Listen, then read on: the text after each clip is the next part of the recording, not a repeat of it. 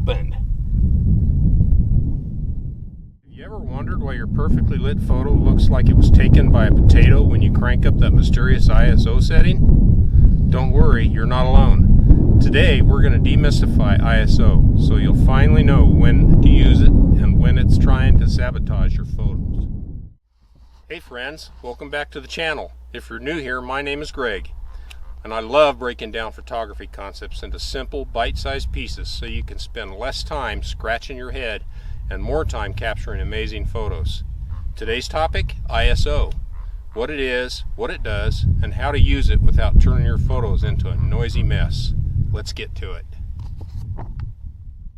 So what exactly is ISO? What do the letters stand for, and what does it do? First off, ISO isn't just a random camera setting some engineer invented to confuse us. It actually stands for the International Organization for Standardization. Yes, I know. The letters are out of order, but that's another mystery for another day. Basically, ISO is the reason your camera has a universal standard for light sensitivity. Without it, your ISO 400 could be my ISO 4000.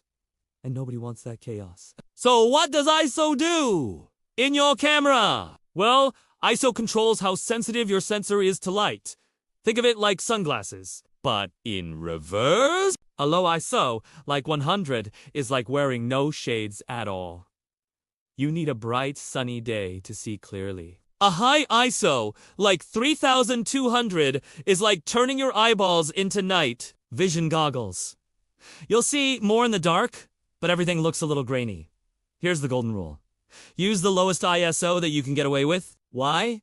Because the lower the ISO, the cleaner and sharper your photos will look. Crank it too high, and suddenly you've got that fuzzy, speckly, old-school film look. Except it's not trendy. It's just noisy. Here's a fun little experiment. Set your camera for a proper exposure at ISO 100. Then, without touching your shutter speed or aperture, start bumping up the ISO.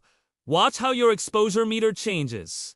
Like magic, that's ISO flexing its muscles. So let's recap. ISO is your camera's light sensitivity setting. Low ISO equals cleaner images, but you'll need more light. High ISO equals works better in the dark, but your photos may look grainy. The trick is balancing ISO with your aperture and shutter speed. So all three work together. This is the exposure triangle. If you found this helpful, hit that like button and subscribe for more no-nonsense photography tips. And if you've ever accidentally shot a whole photo shoot at ISO 6400 and only realized later, drop a comment below so we can all laugh or cry together. Until next time, keep shooting and keep learning.